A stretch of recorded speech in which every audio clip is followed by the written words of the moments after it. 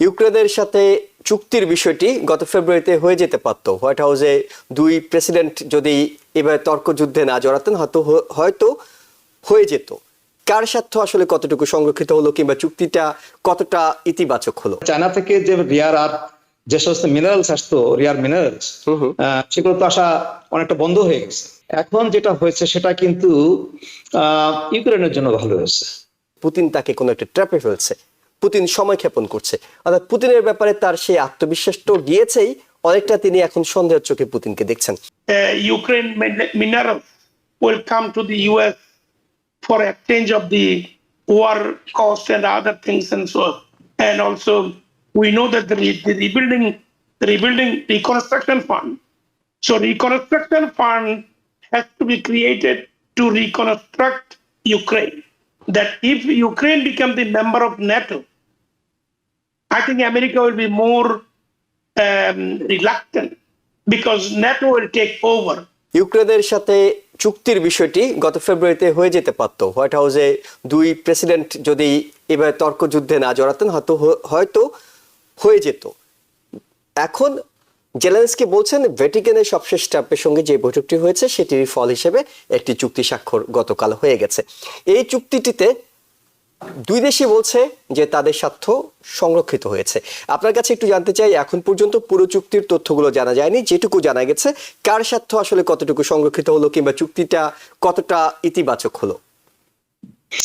আমরা তো চুক্তিটা পুরোপুরি দেখে নেই, তবে যেটুকু পড়েছি, যেটুকু দেখেছি, আগে যে চুক্তিটা রেডি ছিল সাইনিং এর জন্য হোয়াইট হাউসে এবং এই দুটোর মধ্যে তুলনা করতে গেলে যেগুলো আমরা শুনেছি আর কি, যেটা হোয়াইট হাউসে সাইনিং করার কথা ছিল সেটা কিন্তু ইউএস এর জন্য ভালো হতো ব্যবসায়িক দিক দিয়ে। আমি অন্যদিকে বলবো না, ব্যবসায়িক দিক দিয়ে সেটা ইউএস এর জন্য ভালো হতো। এখন যেটা হয়েছে সেটা কিন্তু ইউক্রেনের জন্য ভালো হয়েছে। আপনার দেখুন, এই যে আপনি ভ্যাটিকানের কথা বললেন, যে ভ্যাটিকানে তাদের সাথে দেখা হয়েছিল, সেখানে কিন্তু ট্রাম্প বলেছিল যে ইউনাইটেড স্টেটস যেটা খরচ করেছে সেটা ইউক্রেনের ফেরত দিতে হবে। হ্যাঁ, এবং এই যে চুক্তিটা সাইন্ড হয়েছে, এটাই কিন্তু আপনার ইউক্রেনকে কিছু ফেরত দিতে হবে না। ইউএস কে যে টাকা পয়সা ইতিমধ্যে খরচ করেছে সেগুলোর কিছু দেওয়া লাগবে না। এটা বলা হয় থাকে যেটা সিম্বলিক। আপনি নিজেও বলেছেন, আপনার ইন্ট্রোডাকশন আপনি নিজেও বলেছেন এটা সিম্বলিক। আসলে ট্রাম্প যে ধরনের লোক, সে যদি বলতে পারে যে হ্যাঁ আমি কিছু পেয়েছি, বাইডেন করতে পারেনি কিন্তু আমি করতে পেরেছি, বাইডেন যেটা সাইন করতে পারেন যে মিনারেল রাইটসটা, সেটা আমি সাইন করেছি, এই যে বলার যে একটা সুযোগ পেয়েছে সেটাই তার জন্য যথেষ্ট। না, চুক্তিটা তো আমেরিকার জন্য খুবই গুরুত্বপূর্ণ। বিশেষ করে আমরা যে বিরল খনিজগুলোর কথা বলছি সেগুলো যদি আমেরিকা আনতে পারে তাহলে তো তাদের জন্য, অর্থনীতির জন্য, আমেরিকার জন্য এটা গুরুত্বপূর্ণ হয়ে উঠবে। হ্যাঁ, সেটা ঠিক আছে। আপনার বিশেষ করে এই চায়নার সাথে যেটা হচ্ছে ইউনাইটেড স্টেটস এর, মানে চায়না থেকে যে রিয়ার আর্থ যে সমস্ত মিনারেলস আসতো, রিয়ার মিনারেলস, সেগুলো তো আসা অনেকটা বন্ধ হয়ে গেছে। চায়না তো বলেই দিয়েছে সেগুলো ইউএস কে আর তারা এক্সপোর্ট করবে না। হ্যাঁ, তো সেক্ষেত্রে আপনার ইউএস অন্তত কিনতে হলো, মানে টাকা পয়সা দিতে হলো, তো একটা জায়গা পেলো যেখান থেকে তারা আনতে পারবে। হ্যাঁ, সেটা ঠিক আছে। হ্যাঁ, কিন্তু এখানে আমি বলবো যে ইউএস উইনার, বিশেষ করে ইউক্রেন এই টিটির জন্য উইনার, এখানে লুজার হচ্ছে রাশিয়া।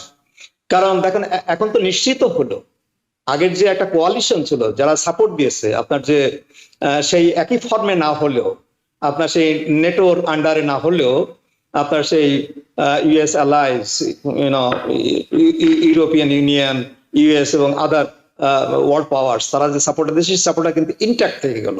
একমাত্র ইউএস ছাড়া তার সবাই তো ছিল, ইউএস তো শুধু উইথড্র করতে চেয়েছিল। আর ইউএস উইথড্র করা মানে কি? ইউএস উইথড্র করা মানে তো ইউক্রেনের, মানে ওই ইউক্রেনকে আপনার ওই ইউরোপিয়ান ইউনিয়ন বা কানাডা বা আপনার অস্ট্রেলিয়া বা আমাদের এশিয়ান যে এগুলো আছে, জাপান বা সাউথ কোরিয়া, এদের পক্ষে তো ইউক্রেনকে রক্ষা করা সম্ভব ছিল না without the help of USA. হ্যাঁ, তো সেইটা নিশ্চিত হলো। এখানে আমি বলবো যে এটা কিছুটা স্বস্তি এনে দিল আমাদেরকে। আসলে যেটা হচ্ছিল তাতে তো আশা করা যেত যে রাশিয়া হয়তো পুরোটা নিয়েই নেবে। মানে গত কয়েক বছর ধরে আমরা একটা আশায় আছি যে না, যেটা নিয়েছে হয়তো সেটাও ফেরত পাওয়া যেতে পারে যদি এভাবে কন্টিনিউ হয়। কিন্তু কিছুদিন আগে সেই ভাবনাটা কিন্তু আমাদের চলে গিয়েছিল। আমরা ভেবেছিলাম যে হয়তো রাশিয়াকে আর রক্ষা করতে পারবেন, কারণ ইউএস যদি রাশিয়াকে সাপোর্ট দেয়, আপনার সেই ডাইরেক্টলি ইনডাইরেক্টলি যেভাবেই হোক না কেন, অথবা তাকে তাকে হেল্প না করুক, তারা যদি উইথড্র করে সেই ইউক্রেনের যে সাপোর্টটা ইউএস এর ছিল, সেটা উইথড্র করলে তো ইউক্রেনের কোনো উপায় থাকে না। এবং সেটা আমরা কিন্তু ইদানিং কালের যে যুদ্ধ বিগ্রহ হয়েছে সেটা থেকে আমরা করেছি যে ইউএসএ তারা ইন্টেলিজেন্স শেয়ার করেনি, যার ফলে দেখা গেছে যে ইউক্রেন অনেকটা হারার দিকে চলে যাচ্ছিল। তো সেদিক দিয়ে বিচার করতে গেলে এই টিডিটা ইউক্রেনের জন্য ভালো হয়েছে, আর ইউক্রেনের তো কোনো অপশন ছিল না এখানে। এখন কি সামরিক সহায়তাটা ফিরে পাবে, অর্থাৎ আমেরিকা যে সামরিক সহায়তা বন্ধ করেছিল ইউক্রেনে, সেটি কি এখন আবার নতুন করে এই চুক্তির কারণে আসবে? না, সেটা তো হতেই হবে। আপনার যে চুক্তিটা হলো যে মাইনারালস এর জন্য, সেই মাইনারালস এখন ওটা তো ইউক্রেনে তাদের ভূমিতে, তাই না? সেটাকে রক্ষা করতে হবে। সেটাকে রক্ষা না করতে পারলে আমরা সেটা কিভাবে আনবো? ব্যবসা বাণিজ্য এখন তো আমেরিকার সাথেই আমাদেরকে ইনভলভ থাকতে হবে। ওকে, তার তো কোনো অল্টারনেটিভ নেই। ওকে, মাহফুজউদ্দিন, আপনার কাছে জানতে চাই, প্রফেসর ডক্টর মনির মোস্তফা আলী খুব চমৎকারভাবে আমেরিকা এবং ইউক্রেনের ভূমিকাগুলো আনছিলেন। আমি একটু রাশিয়ার বিষয়টা আপনার কাছে জানতে চাই। সেটা হলো যে রাশিয়ার ব্যাপারে প্রেসিডেন্ট ডোনাল্ড ট্রাম্প প্রচন্ড আত্মবিশ্বাসী ছিলেন। তিনি বলছিলেন যে 24 ঘন্টার মধ্যে তিনি যুদ্ধ বন্ধ করতে পারবেন। ওই আত্মবিশ্বাস থেকে তিনি বলেছিলেন যে রাশিয়ার সঙ্গে তার একটা ভালো সম্পর্ক, বিশেষ করে পুতিনের সঙ্গে, ভ্লাদিমির পুতিনের সঙ্গে। এবং শুরু থেকে তিনি পুতিনের প্রশংসা করছেন, কিন্তু সাম্প্রতিক সময়ে গত এক সপ্তাহ ধরে যদি আপনি দেখেন, তিনি পোস্ট দিয়ে বলছেন ভ্লাদিমির স্টপ। এবং তিনি সবশেষ 100 দিন উপলক্ষে এবিসি নিউজে যে সাক্ষাৎকারটি দিয়েছিলেন, সেখানে তিনি বলছিলেন তার কাছে এখন মনে হচ্ছে পুতিন তাকে কোনো একটা ট্র্যাপে ফেলছে, পুতিন সময় ক্ষেপণ করছে। অর্থাৎ পুতিনের ব্যাপারে তার সেই আত্মবিশ্বাস তো গিয়েছেই, অনেকটা তিনি এখন সন্দেহের চোখে পুতিনকে দেখছেন। এই অবস্থায় রাশিয়া আসলে কি করবে, কিংবা ইউক্রেন রাশিয়ার শান্তি চুক্তির ভবিষ্যৎ আপনি কি দেখছেন? রাশিয়া তো in good position, Russia is in good position, right. এর কারণ হচ্ছে রাশিয়া ক্রিমিয়া দখল করছে 2014। এই সাম্প্রতিক লাস্ট 3 বছরের যুদ্ধে তারা রাশিয়ার ইউক্রেনের 5টা টেরিটরি তাদের আন্ডারে আছে। আজকে যদি যুদ্ধ বন্ধ হয়ে যায় আর টেরিটরি যদি রেখে দিতে হয়, যেটা ট্রাম্পও বলছে, ইভেন আমার মনে হয় ইউক্রেনের হ্যাজ নো চয়েস, তাইলে মানে almost half of the Ukraine is now with Russia and Putin. So what I am saying that in this case, whatever Trump thinks যে সে রাশিয়ার সাথে তার মতো চুক্তি করার মতো পৃথিবীতে আর কেউ নাই, he is the art of the deal maker, which means nothing. If you remember, during his business life, he filed bankruptcy 6 times. So that means if you are out of a deal, you don't have to file bankruptcy. That's clear to me.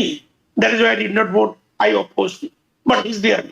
So with Russia, America in this case, in Ukraine case, cannot win.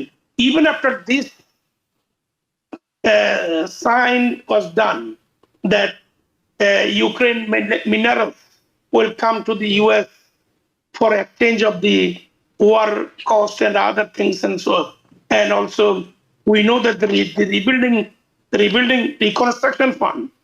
So reconstruction fund has to be created to reconstruct Ukraine. So the price and money will come from these minerals. And these minerals will not be ready to bring to US in next 5 to 6 years. Trump will be gone by that time. So this, যে চুক্তিটা স্বাক্ষর করা হয়েছে, this is only a book bill. In other words, Trump can say, oh, I finally fighting with Zelensky in the White House. Everybody saw that. What a shame.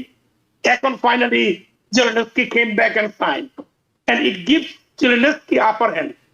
Whatever the upper hand, if Trump follows the clauses, because very soon he's going to realize that next 5 to 6 years he's not going to get any materials, any minerals, because it is not humanly possible to take out মানে those 5 বছর minerals. পরে হলো তো তিনি পাবেন, তিনি তো আর এটা তিনি এখন পেলে পাবেন না, ট্রাম্প আমেরিকা টাওয়ারে পাবে। নিয়ে আসতেন না, তিনি আমেরিকা অর্থনীতিতেই সেটা যোগ করতেন, 5 বছর পর তো আমেরিকা কিন্তু পাবে। তারা ওই যে রিকনস্ট্রাকশন ফান্ড যেটা, সেখানে যেটা তারা চায়না থেকে যে ধরে আনতো, সেই ধরনের একটা কস্ট মাধ্যমে সেখানে রেখে আসতে হবে।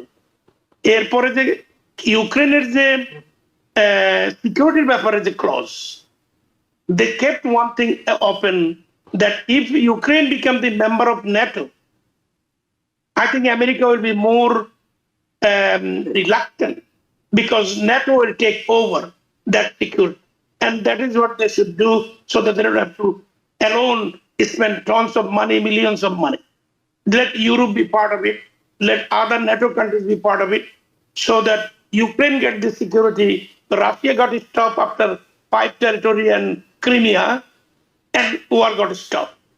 I don't know when, and that is the only way is এই যুদ্ধ থামবে। এছাড়া থামার আর কোনো আমি রাশিয়ার পক্ষ থেকে কোনো সমাধান দেখি না। নিউ ইয়র্ক থেকে সম্প্রচারিত TVN 24 টেলিভিশন, বিশ্বজুড়ে বাঙালির কণ্ঠস্বর।